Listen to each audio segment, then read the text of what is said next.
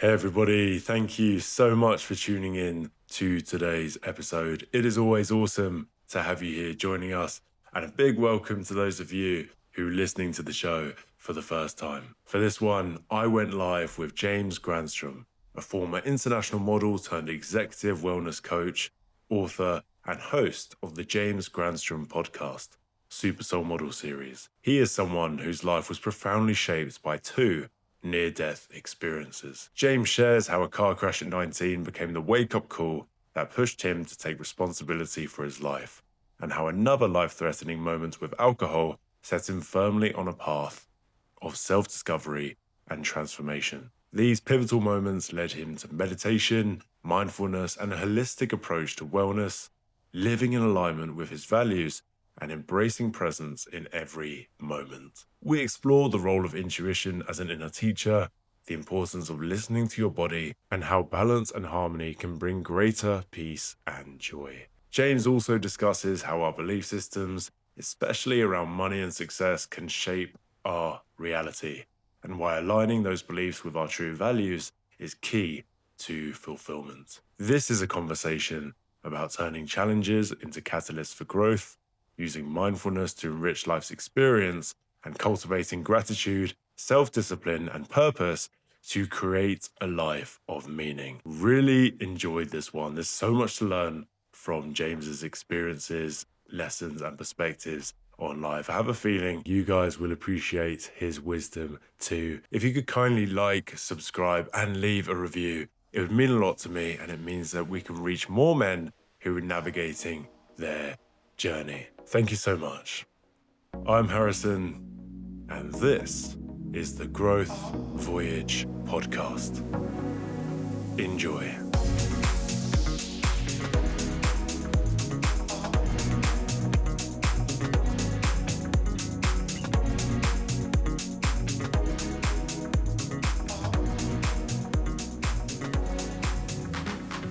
James, welcome to the show. Thanks, Harrison. Thank you so much, and thank you for the very warm introduction. Absolutely. Great to have you here.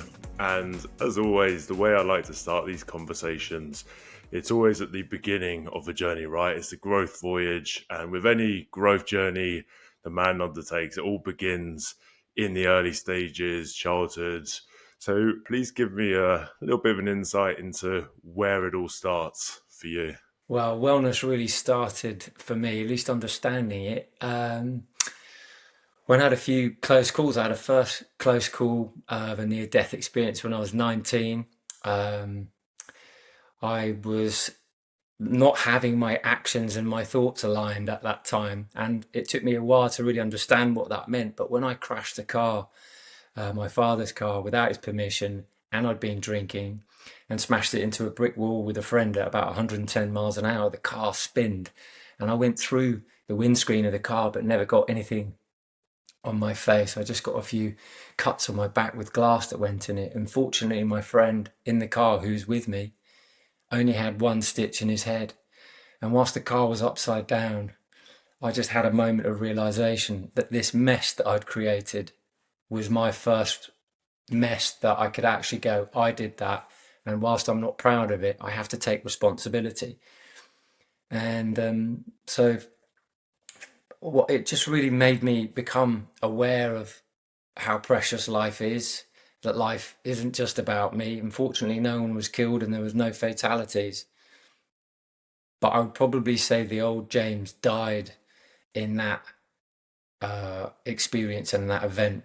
And I remember my sister said, like a couple of weeks before, she goes, I dreamt that you died in a dream, and she was crying while she was telling me, and I was like, no, I'm not dying, everything's fine. But this happened a couple of weeks later, and I think that metaphorically she was pretty true, because that old version of me had to die then, the one that was uninspired, not listening, completely unaware of actions that would cause consequences, and understanding that everything has a consequence, good or bad, made me become more conscious as a human being. And whilst it took another few years till my next near-death experience, which was about 7 years later with alcohol, I recognised that I was always running from problems because I didn't like the thoughts I was thinking, and my actions weren't in alignment either.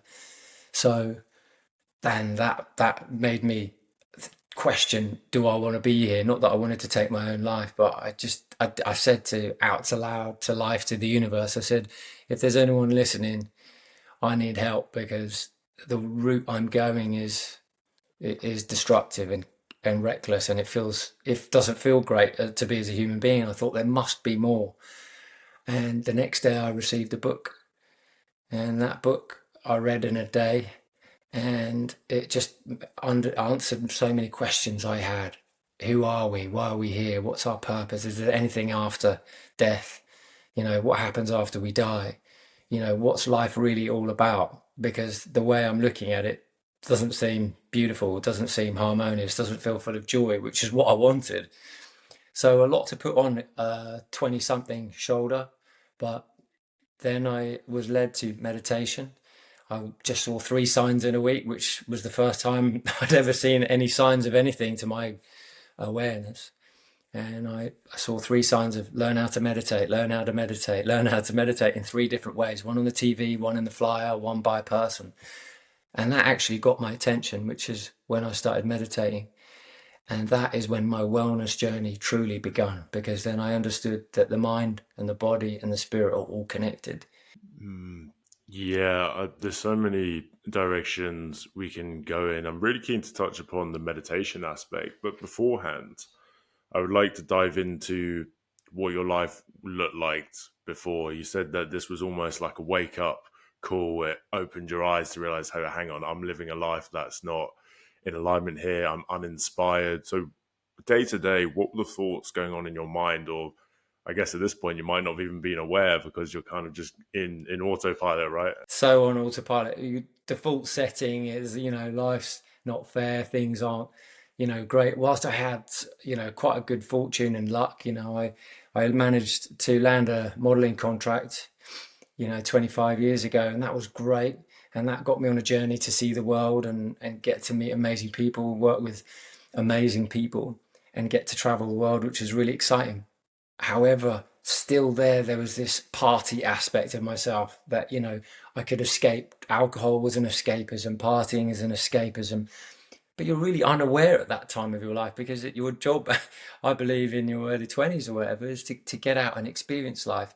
But I wasn't enjoying the actual experience of life because of my mind, what was going on in mind, the thoughts, the reckless thoughts, the anxiety thoughts, all these different types of thoughts were going on. And at that stage, it just seems normal.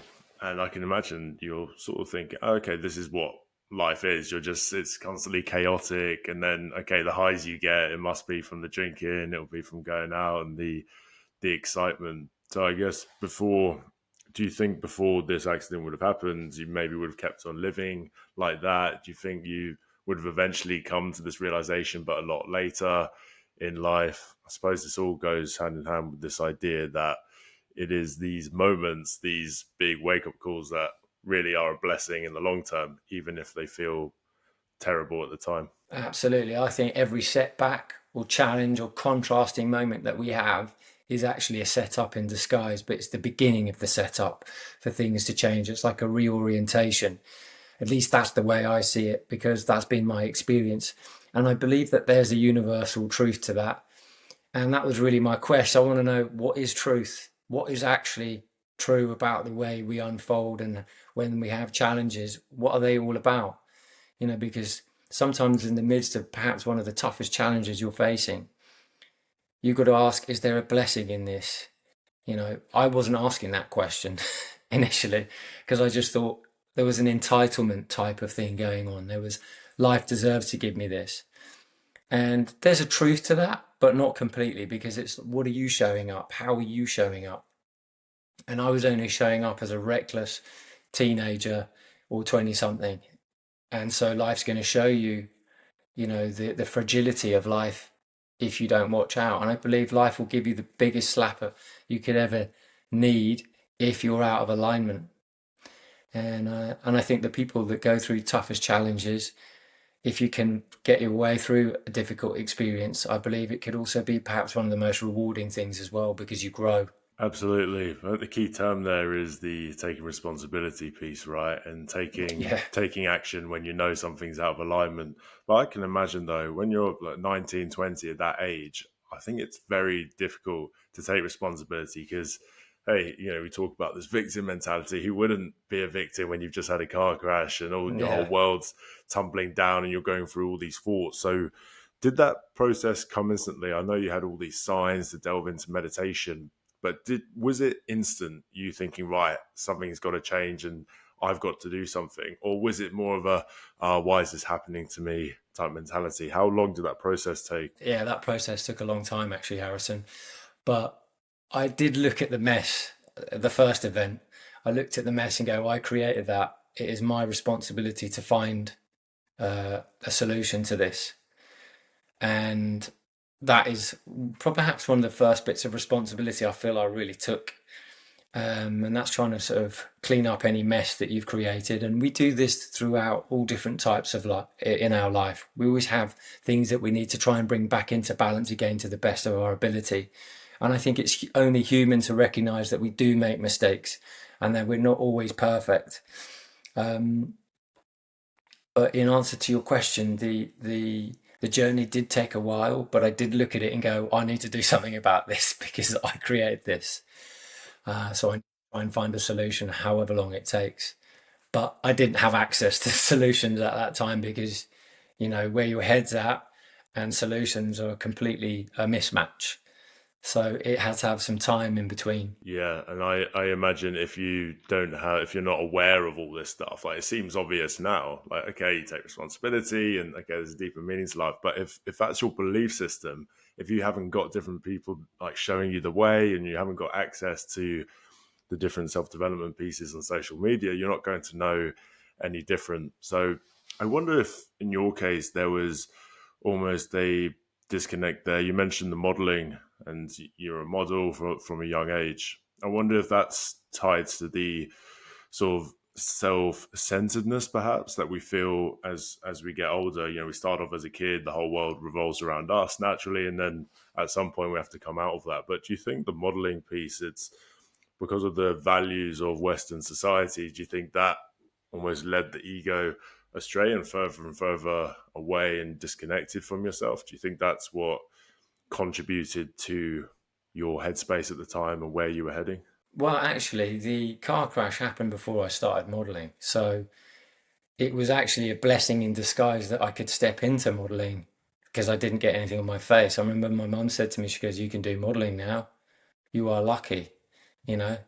And I was like, God, I am lucky because, it could have been a very different scenario. I could be sitting here with you or not sitting here with you in a very different position. So I don't take that lightly. I'm always feel very blessed and grateful. And this is where the spiritual aspect of life kicked in for me. Because whilst I'd been brought up a Christian and a Catholic, that was just one idea. But when you feel that there is an unseen force looking after you in perhaps the toughest experiences, which is what I felt, I was like, wow, I'm surrounded by something perhaps greater than what I can see with my own two eyes. Because there's no actual logical way I should have walked out of that, or my friend, if you looked at the car and the state. And when the policeman comes up to me at the end of that experience, he goes, "Oh, you should be dead, dead, dead." And I'm 19. That's quite a high traumatic moment to hear those words.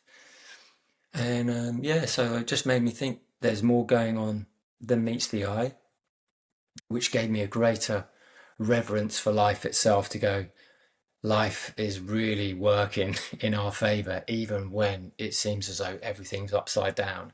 And I just felt like I've been pardoned or something because there is no way that I could be sitting here with you other than just feeling or knowing that experience. I just couldn't.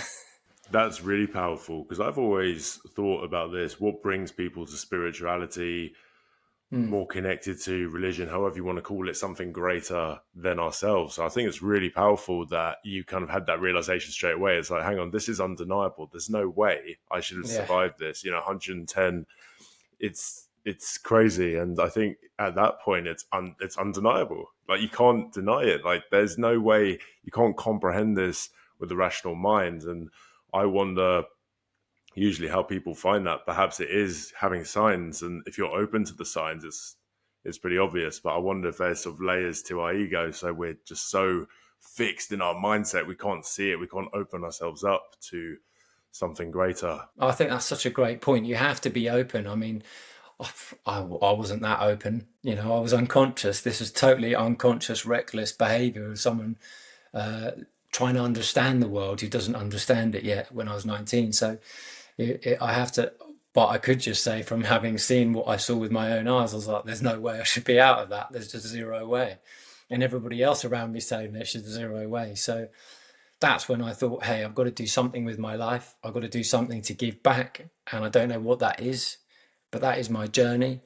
And I've got to figure that out. So that gave me purpose, right? Hey, there's more to life than what meets the eye. And everybody can have their own perspective. And I really value that everybody has their own perspective of things. But I think the richness of life comes from you having your own experience. And then with your own experience, you can discern what you think's right for you. And that's why I know in my own experience, there's a hand greater than mine at play in all every moment and every day. Yes, and it seems like you kind of need that, like we were alluding to, you need that wake up call. You need something challenging, and you need the struggle to really unlock that. Otherwise, you're going to be moved by egoic, perhaps, tendencies, and you're going to want that sort of validation, or you're going to be so wrapped up in your own world. You mentioned meditation there started to shift your perspective, and it was clear that you had to indulge in it. Where did that start? So the meditation started when I got those three signs that I told you about. That was several years afterwards. But I really believe this point that growth is a struggle, right? Because when you're growing up as a teenager, or you're growing into making a ton more money from what you used to, or you're working out in the gym, that's growth. That resistance you have to push through in the gym, for instance, as a good analogy, helps you grow to become bigger, better, more defined. And it's the same in your work and money, and the same in your personal relationships. You've got to dig through those uncomfortable moments to become a better version of yourself. And I think meditation gave me a lot of these insights because you have to go into becoming quiet. So I was challenged by a meditation teacher actually. And I really like this because it's just so my sense of humor. This guy was a meditation teacher. He'd studied under Maharishi in India, and his name was Dave. And I just laughed at his name because, he goes, meditation is something you always do, but you don't realize that you're doing it. He goes, you're going to pay me money to help you teach something that you already do, but you're probably going to do it every day for the rest of your life. And I just thought, with all these sort of statements he's making and the way he looked, I just couldn't take him seriously. So I did this transcendental meditation course, which is basically when you're given a mantra, repeat it silently for 20 minutes. That's it. Do it twice a day. So that's what I did. And he said, call me at the end of 2 weeks. So I called him at the end of 2 weeks. And by this time, I was still drinking a lot, going out a lot, pretty much most days. And at the end of 2 weeks, I promised that I would do these two meditations twice a day. It was the first time I'd actually followed through on something. And so on the 14th day, I called up the meditation teacher, Dave, and I said to him, so here's 2 weeks of, several meditations. I've done 20 minutes twice a day, as you said. He goes, so what's happened? I said, nothing's happened. He said, good. He said, nothing is supposed to happen in meditation. I was like, well, that's pointless, isn't it? So the next thing I said, there's a strange thing that's happened. And he goes, yeah. And I said, well, the bed sheets have been absolutely soaked in sweat. So I've had to change them, not once, but for 2 days in a row. That's yesterday and today. I said, has that got anything to do with meditation? And he goes, oh, yes, that does. And I said, well, what's that then? He goes, well, your body is trying to eliminate toxins from your body. And it can only do that when you're deeply relaxed. And you haven't learned how to deeply relax ever. In fact, most humans don't know how to relax. And so your body is eliminating toxins at a rapid rate. And I found that really peculiar because I've been drinking a lot. And I noticed as I progressed in that meditation and continued, He goes, you're probably not going to want to continue meditation. He goes, but if you do, you'll see some profound experiences that I will never be able to explain to you. So I continued, and within 4 months, I'd changed my diet and become plant-based. Within 4 months, I'd stopped drinking alcohol completely and never touched it ever again. And it was only because my body was acclimating to a higher frequency that I was always trying to search and seek through alcohol and drugs and party things. And I was tapping into what I call my own natural high every single day just by silencing the mind. And I found that astonishing because you'd always glimpsed it, you'd always experienced it, everybody will, but to do it for a prolonged period of time had been amazing. And what I noticed was my health and vitality became steady at a high level. Always well, never had an aspirin in, I don't know, 25 years. So all of these things, so I believe that there is a real power in silencing the mind because there's no thought. And when there's no thought, there's no activity. When there's no activity, there's no pressure. And when our body's got no resistance and no pressure, up you go. I mean, up you go. It's a bit like you're a hang glider and you're just riding on thermals. You're a plane that when it starts meditating, you take off and it's all shaky, lots of resistance, very uncomfortable to begin a meditation process. But after a while, you keep going. You get to 30,000 feet and you're nice and steady. That's when you can get up, take off your seatbelt, go and have a drink, go to the loo.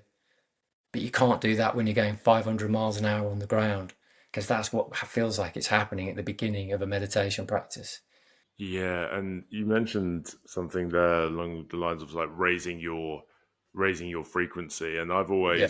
I've never really seen it broken down like that. I've always just seen frequency as yeah, like different states of being, and like alcohol, for example, you've mentioned that. I've just always equated that with low frequency, but that's because I've seen the energy that it emits out of people. Like if you go on a night out sober, you can see the energy of the room. It's quite low vibrational, but that's always the way I've seen it. I haven't really applied any real detailed explanation to it. So by your way of describing it, it sounds like it's a healing process, right? When we are operating at the higher frequency, that's when our body has time to slow down, repair itself. Well, in the constant world that we currently live in, I suppose we're always doing something. We don't have time to recover. We're swinging from one polarity to the other, emotions. So it's really that time to slow down that we need to prioritize, which I imagine is so difficult for a lot of people because it's not what we're used to doing.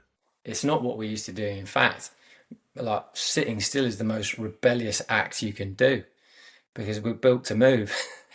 But if you make time to sit still, you can tap in and repair cellular structure inside of your body. You can maintain a sense of well-being because the energy of well-being is always flowing.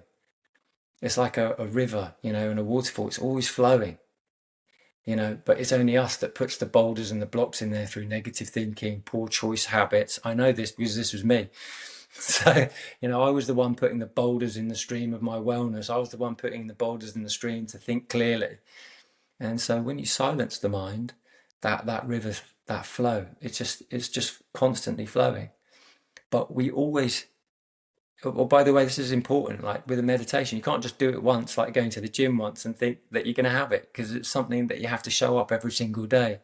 Because every day there's going to be a new set of challenges presenting themselves to you. And I did want to go back and say this: alcohol is not bad. It's not good or bad. It's the way you think about it, or it's the way you use it. That's the difference. And the way I was using it was more of an addictive type of way, because I noticed that when I go into something, I'm fully focused. So when I go into anything, that's the way I'm going to present myself. I'm going to go all in on this. So when you hear those, see those tags, all in, that's the type of ability you have to focus into something. So I recognize that I should go all into my well-being just because I didn't know what that was going to net me. And I know it netted me a lot of health and clarity and focus and opened areas of the brain that I didn't know or utilize. Yeah, and I do imagine if you are drinking heavily and going on heavy nights out and drowning yourself, then just taking just if even if it's just 6 months and a year, just see what that does to your brain. I know that's what started it for me? Well, firstly, it's because I had other priorities, right? So it was, I wanted to go up early in the morning, do my jujitsu. So it was, okay, right, do I want to feel that way? But then after a while, I thought, okay, let's just see what actually happens to the brain. It's a curiosity aspect. And I know there's a lot of curiosity out there, and people tried like Sober October, Dry January, whatever you want to call it. But honestly, I just think just taking that time to just have a break for a year and just see what it does to your, we've mentioned frequency there, energy, but just your perception of the world. And then perhaps when you are in a more balanced state and you're prioritizing your well-being, then perhaps, as you've mentioned, introduce it, but then you have a different relationship with it. And I really like that approach that you've mentioned. What did meditation look like for you? Well, messy at the beginning, like it's as soon as the airplane is on the runway trying to take off, it's like resistance. You don't want to do it. Oh, I'm sitting still. It's still noisy. Even after doing it for like over 2 decades daily, it still can be like, oh, there's noise going on. You might hear noise outside. You're trying to quiet the mind. It's not always straightforward and simple, but you're just trying to sit there to go, I'm just going to sit still for 20 minutes and I'm going to follow my breath. And when a thought comes up, I'm going to be aware of it and look at it like a cloud and let it float by and be aware that I'm breathing again. The most easiest way to set yourself up for a decent meditation is get up before everyone else gets up. Give yourself 20 minutes, sit in something comfortable, draw the curtains, have a timer by your side. You don't have to sit in any awkward position. Just keep your back straight and maybe sit on the end of a bed or a chair. Be undisturbed and just follow your breath. Or if you can feel warmth in your hands or in your legs or in your stomach, be aware that you're feeling that. That is the simplest way to become aware, because the mind is always looking for something to focus on. And if you're focusing on erratic thinking, problems you've got, then you're not actually training the mind. You train the mind by focusing on one thing and one thing alone. And whilst that's really hard, once you get the hang of it, the mind just follows. So if you are being aware of your breath, so whilst I'm speaking to you, I'm aware that I'm breathing. So I'm still present. So that creates a focus. And when I'm thinking of you or talking to you, I'm not thinking about anything else. So if we can go into any mundane habits like watering or washing the dishes, just be aware you're washing the dishes. It might seem really dull, but you're training the mind. It takes 2, 3, 4 seconds. And the human mind is only calculated by Microsoft, like in the year 2000. They said the human mind is only focused for about 12 seconds on something for long enough. And with social media, it's halved in the last 25 years. You can't think of something for longer than 6 seconds before you're on to the next subject. And the goldfish's memory span is 8 seconds. So we're really in need as a species to be able to focus for longer periods of time. And it's just being present. And that's what we want in relationships. That's what we want in our business. That's what we want of everything. We want presence. Yes, and I've noticed for myself as well in terms of balancing time with friends, times with my relationship, time with work. It for me it was the challenge I had. It was never about, oh, the time. I always thought it was a time issue. Oh, I don't have enough time to do all these things. I don't have enough time, and you're going. I think for me it was more like, okay, like, am I fully present in everything that I'm doing? Is it one thing that I'm focused on? This is why maybe you can relate as well. I always struggle to maybe like eat and go out for dinner with someone sometimes, because it's like I'm not fully present eating, not fully present conversating. Same with work as well. I can't be like 50% in my work and then 50% talking with someone else. I can feel the resistance in my mind. So I wonder, in your case, was that was the trouble perhaps integrating this? Because it's one thing knowing that, okay, slowing down is important for you, but then actually integrating it in your day-to-day life, it's very easy for us to say, yeah, be more present and be more purposeful in everything that you're doing. But then when life comes at you in all these unexpected stuff, you're naturally going to be thrown back into old patterns and your mind might take over. So what was that integration process like for you? Well, the truth is it was really natural, because when you slow down, it's like you're in flow state. It's like if you're playing tennis, you can see the ball, it looks bigger. Everything seems natural and more fluid. And that's really what meditation offered. It wasn't the logical mind. I'm going beyond the mind when you meditate. Anyone who sits down to meditate for a prolonged period of time, the nervous system's soothed. The nervous system's wide open to possibility. And so you see things more vividly with color, tastes are more optimal. You hear things, I wouldn't say I've got like ears like a dog, but I hear things like really far away because I'm quite auditory anyway. And beauty and the color and the shades just seem more vivid. I didn't notice that before. And you get to feel the emotion of like more beauty and more joy and more fun. So in answer to your question, the integration was really easy and really natural. Just everything just seemed a bit more turned up. Looked a bit more like it looked more like Technicolor. Everything's turned up, and you just get to see everything with much more emphasis. So that's just really what happens when the mind or the brain is opened and you slow down as a person. Don't get me wrong, there are moments when you feel resistance and, normal, like, oh, yeah. Yesterday I was caught in a traffic jam, for instance, and it was 2 hours to get back from the beach, 2 hours, and it normally takes 20 minutes. And instead of that 2 hours being wasted, I was just like, thank you for this, thank you for this, thank you for this. Just use it. Instead of pushing against life, I try and say that this is a more opportunity. See, the way you look at things is different. At least it was for me, from being that old version of myself to a version of myself which was looking at everything with a new set of eyes. Same person, just looking at things differently. And I wonder if that's the key then to accessing this just joy, the state of joy, right? Rather than swinging from like big highs to intense lows. I think a lot of people just want peace and joy, even if they don't think that they know it. So for you, I suppose the process has been, right, as you've been able to see the world through this different lens while slowing down, you've actually started to appreciate its beauty. And then you realize actually it's not scary actually sitting down with the thoughts that come up. I think a lot of people actually struggle because it seems like, oh, but be alone with my thoughts. How could I possibly do that? Like it's almost a scary thing. Do you think there's any merit to that fear, or do you think all types of sort of fear can be just addressed as fear, and then you can that kind of disarms it in a way? Yeah, good question, great question. Uh, I think that if you believe your thoughts, then they can be fearful. Um, if you believe that things are going well, like looking at your thinking, that can be helpful. But if you can just observe your thoughts just as they are, not as you, but just like a cloud in front of you, just to watch them, the positives and the negatives, you don't become attached to them. That makes you more peaceful. The old me was like trying to get high unnaturally, and then I'd experience the dissatisfaction and the real heavy lows of that. And with something like meditation, spending a lot more time in nature, learning how to quiet the mind, you recognize that there are highs and lows in life, but you always try to stay somewhere in the middle, somewhere in the balance. Like as the Buddha used to say, I try and find the middle way. And so, yeah, you have moments of happiness, but they come, and moments of joy, but they also come recognizing that they're on the other side of that scale is sadness. So you get two sets of different emotions, right?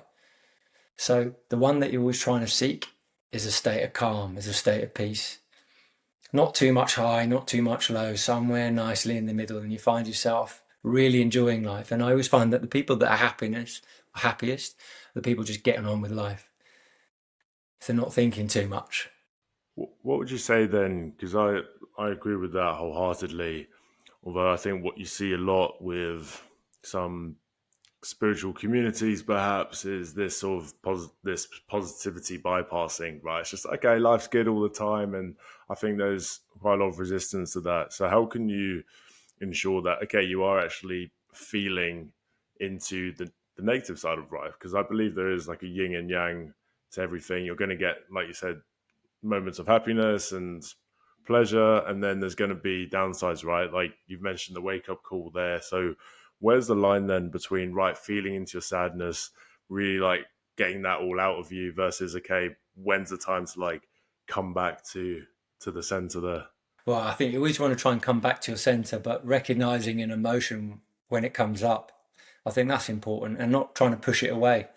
So if you have an emotion that feels a difficult emotion, let it arise and then observe it and then see if it passes. But if you try and fight where you are, which is what I used to do, by the way, oh no, I'm absolutely fine. I'm not fine, but I'm absolutely fine. You say that because you don't want to talk about how you feel. And usually, as men, we don't want to talk about our feelings. We think, women feel. So I think about this, and a woman goes, I feel this. So we're very two different types of same species, different gender offers different thinking. We come from thought, they come from feeling and emotion. So as men, we need to try and incorporate both of those type of aspects. I feel this way, but not try and push it away, and see if there's a way I can return to my sense. If there's something I can do about it, do something. If there's nothing I can do about it, then accept it. Because why worry in between? If you can do something, do something. If you can't, you have to accept. And I think it's really tough in this modern day age because we think that the word acceptance means I have to tolerate this. No, you don't. You just have to accept what's happening, good or bad. And like a traffic jam, you're stuck in a traffic jam. Are you going to moan about that and lose peace for 2 hours? Or are you going to find something to entertain yourself? How many people get stuck at the airport? Are you going to moan about it? Is there something you can do about it? Do it. If you can't, accept it and find something to get on with. Mm. Yeah, I love this idea of just picking what you're going to give your energy to and shifting your perspective on it. And with meditation, a big part of that process is, okay, seeing the thoughts arise and sort of letting them pass by, right? Whether it's on a cloud or for me, it was, I remember when I was going through a tough time, I'd imagine viewing the incident that I struggled to detach from. I would just imagine I'm sat there on the bank of a river and the situation was playing out, but it was on a boat and it was just passing by. And I remember that really helped me. Yeah, that's a wonderful. I like that. I like that a lot. Yeah, because you have to remember it's still flowing past you. If you're going to jump on the boat, are you going to jump on it? Or are you just going to let it flow by? Are you going to be part of that problem and be inside of the boat? Or you flow by, like you said in your story? I like that a lot. I'm really intrigued by intuition, though, getting in tune with your intuition, right? Because intuition really is, from my view, our friend, right? It's like an inner knowing that something's off or something's wrong. How do people decipher then? Because a lot of the time they'll have all these thoughts, and then we might say, okay, 90% of your thoughts, don't give them any attention, not worth your time. It's just noise. But then I reckon some people might be listening to something, think, oh, but what if this is about my business or relationship, or what if something's out of alignment here? Like, how did you in your journey decipher between what thoughts to trust, what not to trust, and where does the intuition fit within all of this? Well, intuition, let's break it down from Latin. Tuition means teacher, and in before, so it's the inner teacher. What does the teacher within know the most? So I believe it's something in the body, and I think the body can tell you and give you feelings. This is why it's important to understand and still the mind so your body can talk to you. If there are any aches and pains in your body, I always like to ask yourself, what's that telling you? That's your intuition saying, what's the body telling you? So how do we listen? That's the most important thing. Well, you've got to listen, and meditation is listening. Praying is asking, meditation is receiving. So listening. So that's why sitting still allows you to listen. And if something is positive, that's usually your intuition really talking to you, because it would never ask you to harm anybody or do anything bad. This is really important. If someone in the newspaper say, God told me to blow this up, that's not your intuition talking to you. That's your ego getting out of whack talking to you. So your intuition might say, yes, this is right for me and this isn't right for me, but it will be a feeling you will get more than anything else. And if you can be clear enough to listen to the feeling, it'll always be right. That's why Alan Sugar, who's not the healthiest man, when he was doing The Apprentice, I remember like looking at him, he's like, he's got a belly. All right, fair enough. But he had enough experience to know that this person that he was interviewing could be a great candidate. But when it came down to the last two, one had all the stuff on paper and one didn't. He goes, but my gut tells me you're better. And that's because he's got enough experience and his gut is talking to him. That's because he listens. That's the difference. So how do we get there? Listening, experience, and then of course just going, what does the body tell me? I think this is one of the greatest things. Put your hand over your stomach or your heart. It will tell you. You've got three brains. This one, your heart and your gut, all three. Aborigine culture talks about how important this is. All three are important. One to think, one to feel, one to love. But we need all of them open. Yeah, and I love this idea or this fact essentially that our body's telling us stuff. It's like even stuff like a backache or you feel something like I've always or now I see that as okay, the body's telling you that something's off. I've spoken to some guys and they've had a nagging pain in their body for about 12 years. And all he did was take a flight. He had a one-way ticket to Bali and then the pain just went away. Where was the pain? I'd like to say it was the shoulder. Okay, so to do with responsibility. So how much are you handling responsibility, good or bad? When it's the right side of your body, it's often to do with the masculine and it's to do with the future. So people with problems with their legs have difficulty moving forwards in life. People problems with their back is where they don't feel supported in life. People with their hands, when they have a problem with their hands, what am I not handling well in life? With your feet, same thing, moving forwards. And if you have a problem because you're too stiff, well, where are you being inflexible? With your eyes, when people have problems with their eyes, it's often to do with like not wanting to see difficulty. And if they have real difficulties, it could be a problem with like looking at the world. So we all have this beautiful interrelationship with the soulful, metaphysical aspects of ourselves, the emotional aspect of ourselves, and the physical, and all three are intertwined. And this is what I do with my clients. I help them understand where they're at, and then we could look at the challenge that's presented and go, okay, is it this, this, or this? And then we can create a solution to move forwards. It's fascinating that every human being, no matter what level, if you're very wealthy, looking after 50 companies, or you have a family, or you're just starting out, everybody has a challenge. And that challenge is there to actually present you, to help you to move forward. So you get uncomfortable to be bigger than that. That is what you're really after. The human spirit is so that you can grow to be the best version of yourself and effervesce that soul that you are with your talents, gifts, and abilities. And one of the best ways to do it is to just do what you enjoy doing the most and find a way to help people whilst you're doing it.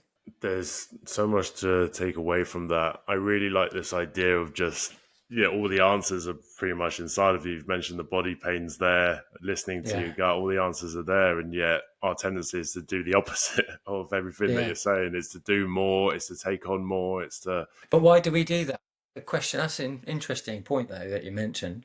I know because I used to do that as well. But why do we do that, do you think? I think there's several reasons. I, my perspective would be that people would rather not face reality and they'd rather live in their interpretation of the world, and it's safe there. I think it's easier to live in that, in even if it's delusional, it's easier to stay there than to accept the facts that okay, maybe there's been some decisions we were living out of alignment. I also know, looking back on my journey, I was always doing something, and especially working on businesses, I was always keeping busy, but was I getting a lot of work done? And I was always being busy, busy, busy, but wasn't very productive. So I looked at that and thought, okay, what's actually going on here? And you realize that there's deeper layers to it. Okay, I haven't got time for this friendship, this relationship, this whatever it may be. Okay, so perhaps I don't feel worthy in myself. Perhaps I need to earn that earn that love, earn that approval. I think there could be many layers to it. But again, the answer is always going to come to you if you just stay still. But I'd be interested to hear your perspective. Well, I think what you said is spot on. But in addition, I'd probably say it's because we want to be distracted from the truth. That's usually why. And the truth, when people hear about it, it's like the truth sets you free because then you know what to do. You can know how to move forwards then. And I think being productive comes from you being in a state of alignment. When you're like calm and centered, you can be highly productive. Like I'm writing a book right now. When I'm calm and centered, this is a great space for me to write because a lot of information, ideas come through. But when I'm chaotic inside, when I have that moment of unalignment, when I call it when I'm off, that's not the time to do much. That I take that as a pause. Okay, my body's telling me I've got different feelings going on. I know I'm out of alignment. It just makes me think, stop, pause. I use the traffic light system. Green lights allows you to go, create, do everything. And when you're at a red light in life, you're just being asked to relax, pause, wait until the energy shifts, and then you go again. So that flow, the red light is just saying, just wait until the flow's ready, and then we'll come. Then you can go. And it's all about you listening to the body. It's about you just saying, my body feels a bit tight right now. Relax. Easy does it. And then when you're ready to go for it all you can until you've got no juice left. And then it's time for you to pause again. So it's a beautiful rhythm that we have to find within ourselves. Yeah, and I think the body's going to give you so many clues, right? I can imagine that you oppose the ideas of sort of hustle culture and needing to push through, push through, push through. I see this pattern a lot with the guys I've worked with, but with myself as well, where you're working, you're pushing past your limits, late nights and early mornings.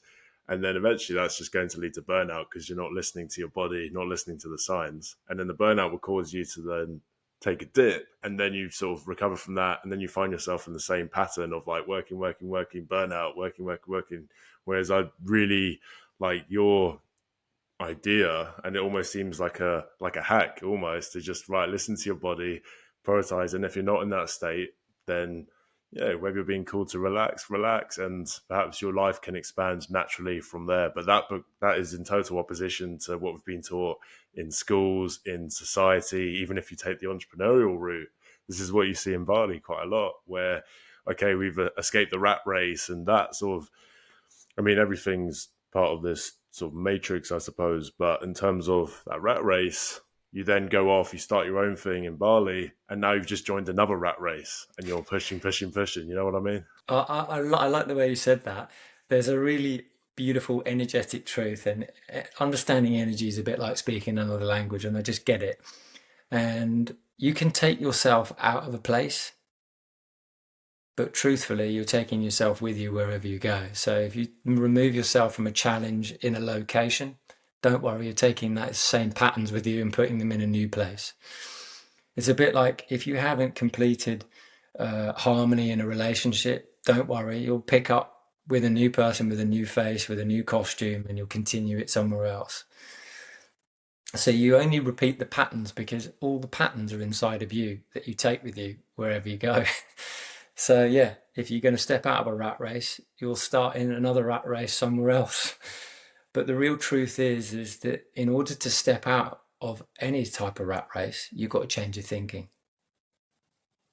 And then you've got to change your habits. And then with your habits, you can then discern what you feel is right for you on a new path. And most of us fear changing a new identity because it means we won't be loved. And when you change an identity from being a pro wrestler to being a businessman, people will be like, what are you doing? Like Arnold Schwarzenegger, if you look at him, he was a bodybuilder, then became an actor. Everybody laughed at him. No choice, no chance you're going to be an actor. And he goes, well, now I'm going to be a governor. People are like, no chance. And you're shifting identities. And I believe there are three major shifts you have in a lifetime of changing your identity. But it all depends on your thoughts, your habits, and how you show up. And burnout is only happening because you don't listen to your inner self. You didn't listen to the call saying you need rest. You just still tried to push through. You didn't listen saying, oh, I'm going to try and hit more caffeine to stay awake. But that's not sustainable. You get burnout. So it's really important as we evolve as human beings and become amazing versions. I think we're only just merely touching the iceberg of what we could be. But I think understanding who we are, how to think better, I think that's massive. Like think strategically better, learn how to listen to the body, and then knowing what to do. And when I help my clients, it's like telling them, showing them what to do when a certain situation turns up. And I've had several clients who've had burnout. I said, did you listen to that voice that said you needed rest? Or like, no. I said, there you go. And it sounds simple, but to execute it requires a discipline that goes above the natural patterns that you've already put in place. Mm. And it's going to take a while to really integrate that. And that's why the discipline's so important early on, just to build those habits, push through that different type of resistance, but pushing through that to then become the version of yourself you want to be. And I think it's so difficult, right? Because we're saying this now, but I think unless it's going to take a while to really like go into your brain. I've seen this in my own journey several times, similar conversation to this, but different subject. And I find that you'll listen to it, you'll take it in, but until the experience happens to you, until you hit that rock bottom, like we were alluding to earlier, you're not really going to understand the lesson. So I could tell somebody, hey man, look, this procrastination, it's telling you something. Don't, stop trying to push through, man. And then it's like, oh no, but like I got it done. And it's just staying on this hamster wheel and the foundations are just so weak. And until they're fully knocked down and you're left with nothing but your thoughts, you've got no other choice. This is why I thank God for my burnout. Every time I've had burnout, because it's been like a big wake up call. It's like, okay, right now it's good because now I can't, even if I wanted to keep on pushing this lifestyle that's out of alignment, I have no choice now. So now I'm forced to actually look at my life and think, right, what's not in alignment here? Okay, so I'm constantly doing work. I'm constantly doing this. I haven't replied to my family, my friends in about 3 or 4 days. Okay, what do I actually want my life to look like? And so when I've had burnout, I've gone, right, okay, so this is what we need to do. We need to put in boundaries in place for myself, right? Not necessarily with other people, but with yourself. Because once you go, right, I need to sleep at this time. Okay, let's do it non-negotiable. And that's a discipline. And that's a tough moment in and of itself. I think, okay, right, I want to allocate journaling. I want to dedicate time to meditation. And these are non-negotiables. And that way you have much more solid foundations, I feel, to then go on and pursue stuff. And then now, if you notice the signs that something's out of alignment, you can go, okay, let's take the foot off the pedal here. And now you just got a much safer container to do that. I was keen to touch upon this idea of money, right? Because I think it's especially young men, it's very much like, right, we've got to be the provider, we've got to hustle, we've got to achieve something. And someone might be listening to this, for example, and they're thinking, oh, but you don't understand, I've got bills to pay, I'm in this hamster wheel. Like, how can people learn to live in alignment, listen to their body, but there's this belief system and this, perhaps you could say, in their sense of reality, this idea of, well, if I don't stop doing this, if I don't stop, overloading myself, I'm going to run out of money. I believe the answers will come to you, and everything will work its way out. But what would you say to these people who are in this frame of mind? Well, you answered it yourself. It's the belief system, right? And the belief system governs how you think about everything and all your choices. And money is a really important vehicle for us enjoying life. And we think about it, and it's a subject you really want to come into alignment about. And people normally have problems or beliefs about money because that's what they picked up when they were younger. And many of the challenges really come from thinking that you don't have enough, or money only goes to people who do bad with it. So you've got to get rid of all those belief systems and have some new ones, which is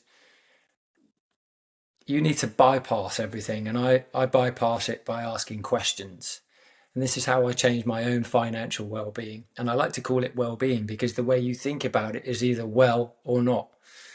And so if you think about money with any form of complaint, that's not wellness. If you think about your body in any form of death problem, that's not wellness. So you've got to be appreciating, number one, what you have, appreciate where you spend and where you receive. So whenever I spend money, I go thank you when I'm paying for it, and I'll always say thank you when I receive it.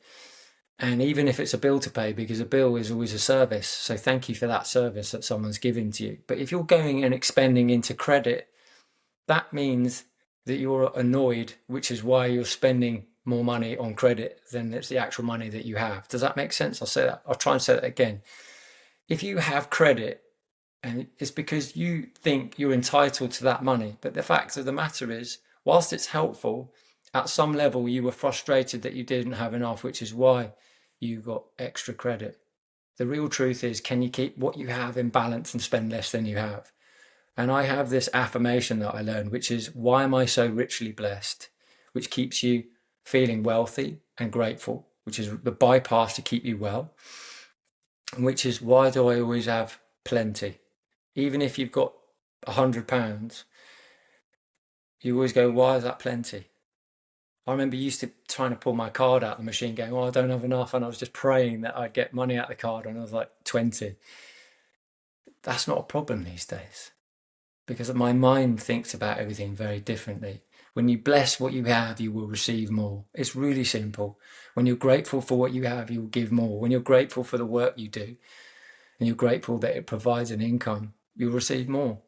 Maybe not from that source, but from somewhere else. You are the source, no one else. And when you become an entrepreneur, you recognize that you are the source. That means that you'll do anything to create that flow, that overflow. And it's even better if you can find an overflow to give other people work from your funnel, from your abundance. So I like to think of money as a waterfall. There's always more coming, and be grateful for what you have. Bless it wherever it goes. And when more comes in, bless that. So it just keeps a wonderful overflow. And be generous where you can, but always tell yourself, why do I have more than enough and why am I so richly blessed? This is a wonderful way to navigate the mind from thinking of money as a shortage rather than as an abundant source.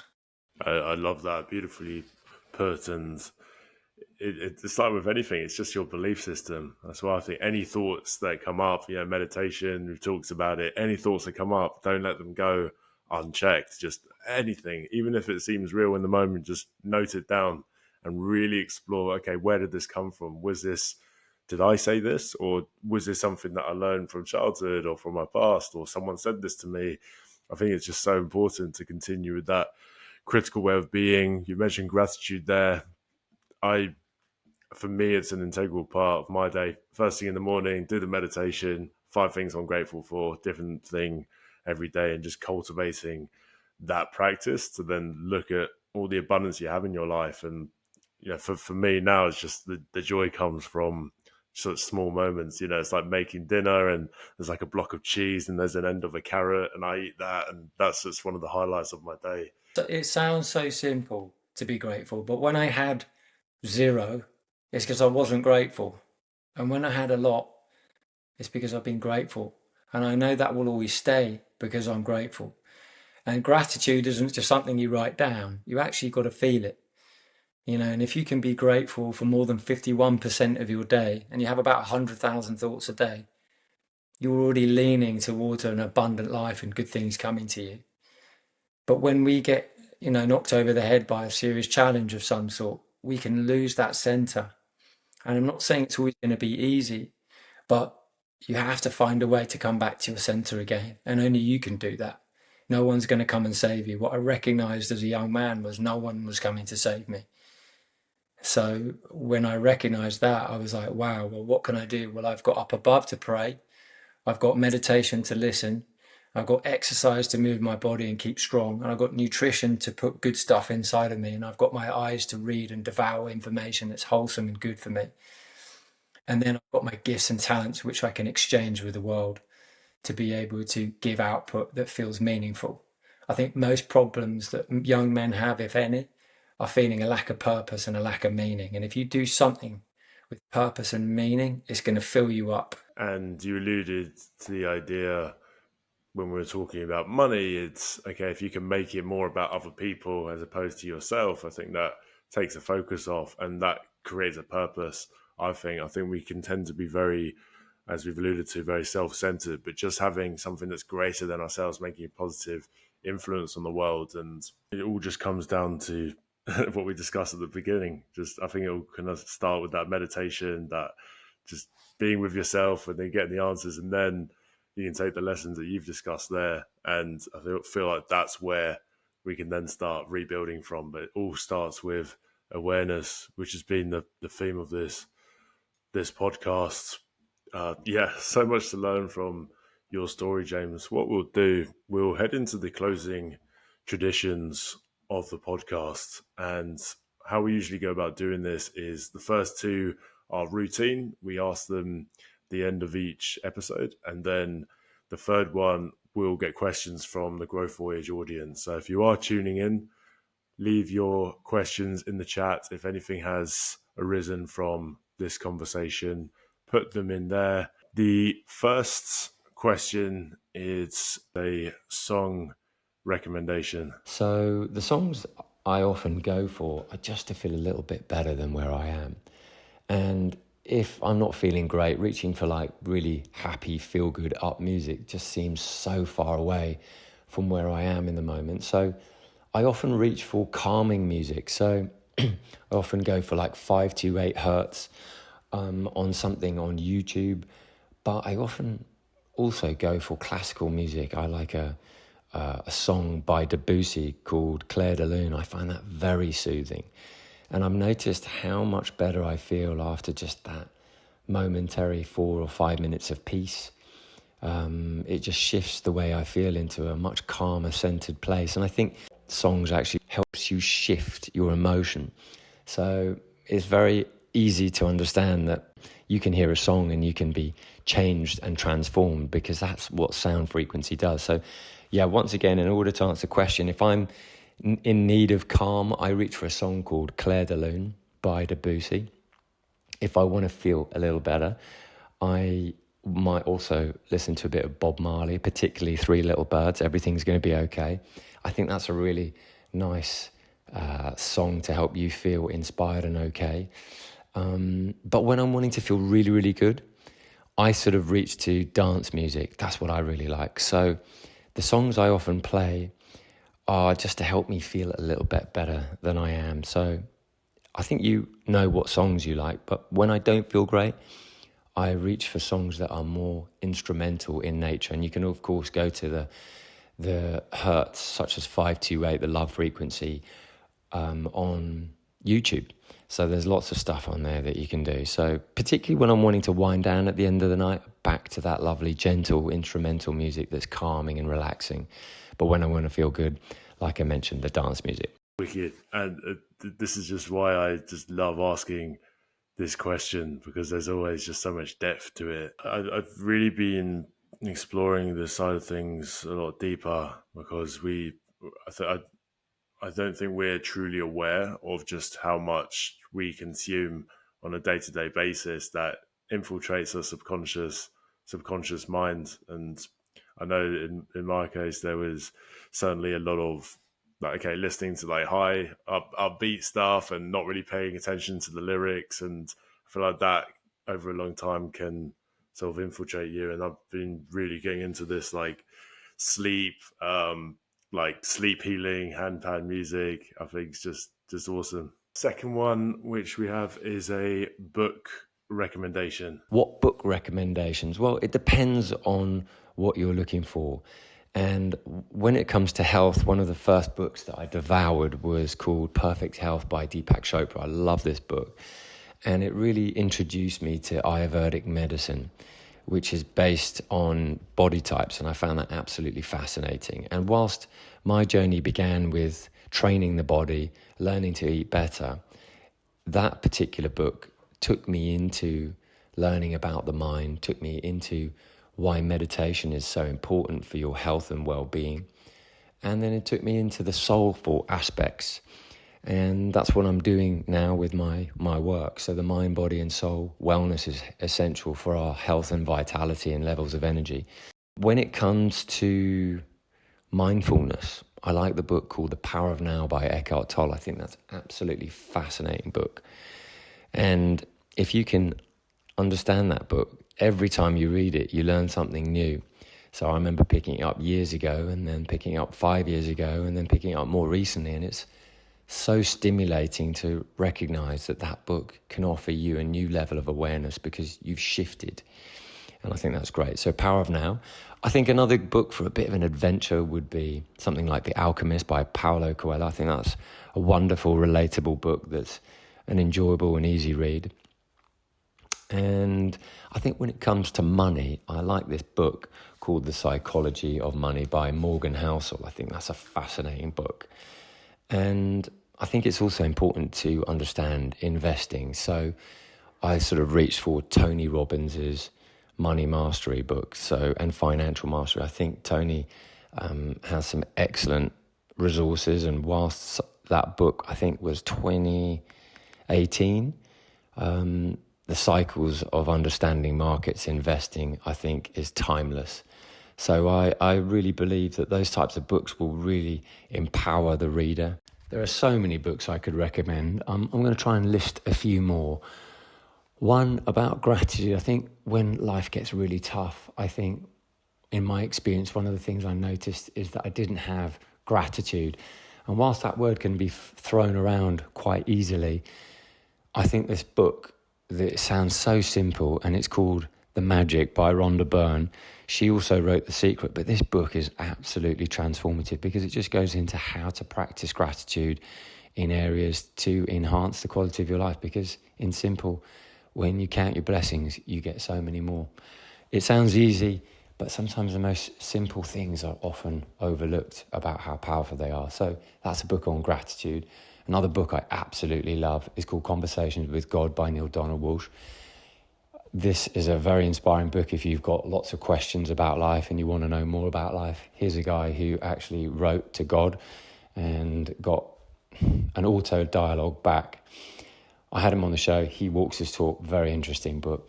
And another guy on the podcast called Dan Millman, he wrote a book called The Way of the Peaceful Warrior. And this is about taking ancient principles into life. And here's a guy who cracked his ego open after a very challenging accident that happened to him. So very relatable book. And last but not least is something to look out for. And that's my book called Natural High. And that should be out next year. And it's a book based on the disciplines to keep you in a naturally high level of energy, because when we are at a naturally high level of energy, we attract good into our life. And that's from my own experiences and my own mistakes along the way. So great books to be inspired by. And ultimately, the most important thing is not where you arrive, it's who you become along the way. Fantastic. Yeah, I'll certainly be adding them to the Growth Voyage playbook. Fantastic suggestions. Funny you mentioned the Alchemist, because I remember seeing the mixed reviews on that, and some people just didn't really get it. I feel like it's one of those books, and there's quite a few out there where I think you've got to read it at the right time to really understand it. And I believe there's quite a few books along those. I loved, The Power of Now. I think it's almost like it's a must read.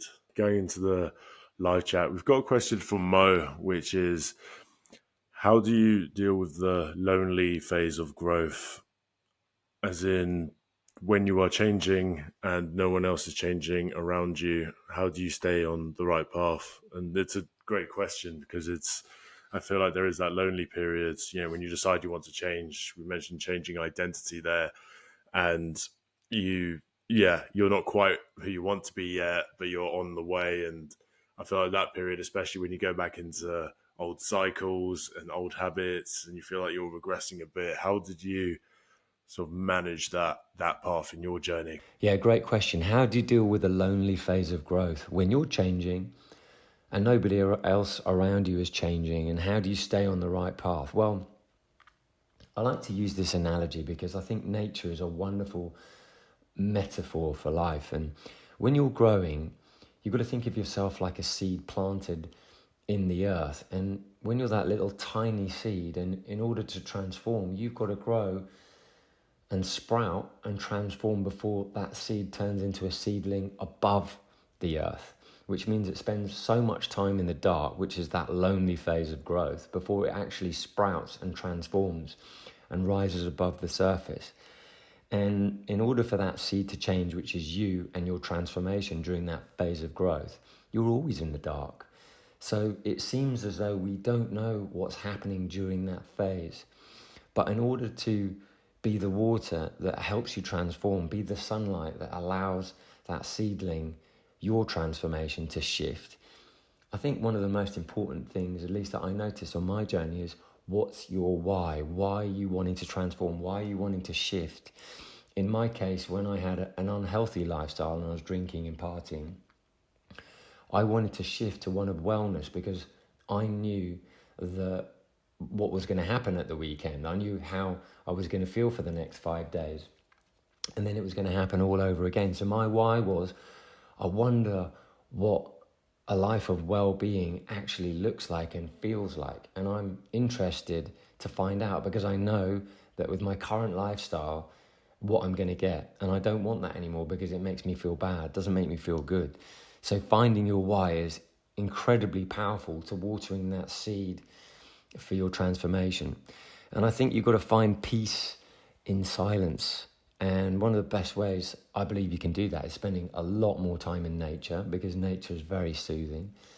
And in my case, what I did was I started a meditation practice, which allowed me to sit with the silence. And there's this really beautiful quote that I have. And, you know, when we're hearing the word loneliness or that lonely phase of growth, the loneliness is actually a negative word, because there's another word on the side of growing, which is solitude. And it's by a quote by a guy called Paul Tillich. And it says, our language has wisely sensed the two sides of being alone. It has created the word loneliness to express the pain of being alone. And it's created the word solitude to express the glory of being alone. And I love that quote, because being alone and being in solitude are the same thing, but with two different emotions, two different feelings. So when you spend time in nature, you can enjoy the beauty of being alone, but enjoying the plants and the colours and the trees, or the ocean, or walking on the sand. This is really powerful. And whilst you may be growing, you're in experience of alignment, which would be solitude rather than loneliness. But when we're getting to that stage, when we are alone, when we are growing, I think it's really powerful to seek out mentors, podcasts, books, anything that's going to inspire you, so that you are being driven towards that person that you're wanting to be, driven towards that transformation.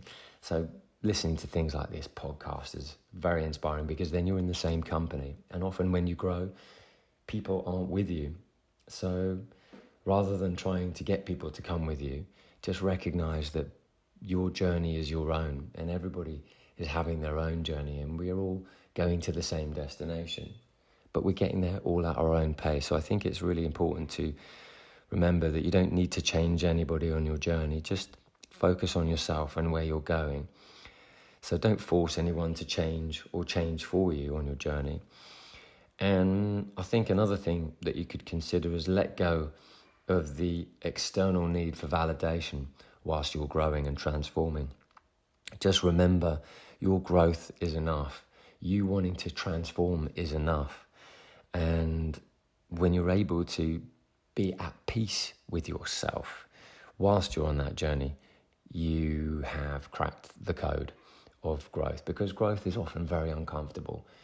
But when you transform, you'll recognize that the growth was essential for that part of your journey. Such wicked points. I love that. And along this journey, I feel like it's only you at the end of it. And I think that stage as well, I think it's so empowering. Just, okay, right, there is no one there, there's no one to save you. And yet when you come through the other side, it's like you've built up the character traits. It's like almost like a rite of passage in and of itself, right? It's like, okay, you've had no one watching you, no one spurring you on to do better, so you've gone on that journey yourself, and you've, like, no one can take that away. And that's the internal battle. It goes back to what we are talking about before, about sort of that external pull. And it's always the internal battle. And the more wins you get, you've got no other option than to keep on going. And I think we're the only ones who really know what's best for ourselves. You can't. People have their way about doing things, and we can take inspiration from them, but ultimately you've got to think about, okay, what do we stand for? Who's the person we want to become? So wicked answer. And we've had a question in from Martine, which is, how do you learn self-discipline? Oh, I don't think you learn self-discipline. I think you just got to show up, and then you can look back one day and go, well, how did I apply that? And then that becomes a lesson in itself. I think to get freedom in financial freedom, health freedom, meaning you're physically able to do what you want to do. I'm at relationship freedom, meaning you're satisfied in a happy relationship and you still feel free in yourself. I think these 3 areas are really important. And to get there, you have to ask yourself, like we said with Mo earlier before, is what would the version of myself do? What would he do or what wouldn't he do? So in my case, when I didn't have a great deal of health and I was drinking a lot and my mind was scattered and all over the place at the beginning, I thought to myself, well, what does the healthy version of myself do? This was a really crazy question for me at the age of like 25. I was like, well, okay, he would go to the gym, he'd eat really well, and he'd meditate. And I was like, well, those are not 3 things I'm normally doing. So those are the 3 things I'm going to do. And then when I understood more about the mind, I started writing out my intentions. So I think that this type of behavior is asking yourself, what would the disciplined version of myself do and the person I'm trying to become behave like? Start behaving like that. And then those disciplines will lead you to a freedom and a state that you'll be very proud of, Martin. Well, I wonder if in that case, right, because we can be very focused on becoming this version of ourselves. And I like the idea of, okay, just seeing what works for you, because what works for somebody else might not necessarily work for you, right? Although I feel like, if you suddenly decide, right, if your life's in pieces, but then, okay, right, I want to start meditating, I want to start eating healthily. That's a big transition. It's a big shift. You've got to find something really small, and anything you can do that's a minute type of habit that you can do is great. Like, so if you're wanting to lose weight, will you walk 5 minutes after each meal because that helps your digestion? If you don't feel like you've got a lot of energy, what's your bedtime routine like? So because your sleep is one of your most important spiritual assets, getting a good sufficient amount of sleep will give you energy for the next day, because everything you're doing today is an investment for tomorrow, energetic wise. So if you've gone for a run, you've been to the gym, you've eaten well, you've learned how to relax, this is going to give you greater energy for tomorrow. I like this idea of just applying these different elements and just seeing the benefits firsthand. I think you're more likely to keep up with a habit, and that's what sort of you can focus on the bad habits. So drinking, smoking, and there's a big emphasis importance on those. But it's okay. Well, let's just do the good stuff and just pay attention to how it makes us feel. One thing I recognised pretty early was I can't replace a bad habit. I can't just stop a bad habit. So, for instance, when I used to smoke, I was like, I can't just stop smoking. I've got to start something else. So when I was smoking and drinking a long, long time ago, I recognised that I need to do something for myself. So I ran a marathon. I ran the London Marathon. And I thought, well, I definitely can't drink doing this if I'm going to train for 5 months. And I definitely can't smoke because I won't have the lung capacity. So it was a replacement theory to become a better version of myself. And I remember when I first finished that and we went out with my friends, they said, do you want a drink? I was like, no, I'm all right. And they were like, okay, are you going to continue to do that? I said, I don't know, let's see. 2 decades later, I've carried on. Because I didn't need anybody's approval. I didn't need people's validation. Even though I was a bit fragile about changing an identity, I thought that if I could do something good for myself, that's going to really play out really well in the long run. So discipline really comes from you recognizing that you don't want to settle for a crappy life. You want to settle for a better life. So you'll be willing to show up every single day. At least that's what my message was to myself. My life's going to be better if I do these habits. And one habit led to another. So now I've got like 20 morning things I do every day. But like it only just started with one. It's funny you mentioned the morning things every day, because I feel like sometimes when you've got this big list of stuff to do, I found that you can sometimes resent it and you're like, all right, I want to start working now, I want to get on. But then maybe that's your mind again. You need to sort of slow down. And yeah, I mean, remember, life isn't about doing everything. It's about being satisfied with where you are and where you're going. And in order to be satisfied with where you are and where you're going, you've got to be grateful for what you have, and you've got to be working on something meaningful or heading in a direction that's meaningful, even if it's just an idea at the beginning. An idea doesn't come into physical reality until you take action. And I used to like dream and visualize and hope that things would come to be, but they wouldn't come to be unless I took any action about it. So discipline leads to freedom, and those actions that you take lead to a life of great satisfaction and meaningfulness, which I think is really important. Yeah, yeah, wicked point. We've got one final question from Rishi, and it is, how do you get closer to spirituality? That's a fantastic question, Rishi. The greatest trick of all is to recognize that you're a spiritual being having a human experience already, Rishi. And I think that's really wonderful to know. So you can't really escape spirituality because you are it, but you're just having a human experience with the ups and the downs, the yin and the yang. But if you want to become closer to spirit and the spirituality and that aspect of yourself that perhaps you've had a glimpse of, but you'd like to have a little bit more involvement with, is ask yourself, who am I? That first question of asking, who am I, goes beyond the ego, and then you recognize that there's something beyond that within yourself. And that is a really powerful question to ask yourself, to touch that spiritual aspect of life and, importantly, yourself. And the other thing is pray. Pray in any possible way you wish. It doesn't really matter. There's no wrong way to do it. But when you really want to touch that aspect of yourself that you feel like, oh, I'm not sure if I'm doing that, ask for guidance, ask for help, show you, and then listen and see what shows up in your day-to-day life. I have this little practice that I like to use, which is a gratitude one. And I want to use it because it's a simple thing that meant a lot to me at the time. And it's just saying thank you 3 times for something as if it was done when it wasn't done. I'll give you an example. I lost my sunglasses and I bought them. They're expensive and I really like them. And I dropped them on the beach when I was trying to pick up some litter to do some good, right? Because I just thought, I love the beach. I live near the beach. I want to look after it. But I didn't recognize I put it in my top pocket. And 40 minutes later, I recognized, Rishi, that my sunglasses had dropped. And I thought, hey, listen, if spirit's around, angels are around, life's around, and it's looking after me, then thank you for helping me find my sunglasses. So 40 minutes later, I went back, looked around, couldn't find them. I went back to the house, couldn't find them. And then I thought, oh, last minute, just thank you for showing me these glasses, where they are. And they were 30 centimeters from being washed out to shore. And this didn't happen to me once. It happened to me 2 weeks later, and I did exactly the same thing. Now, that's my experience, right?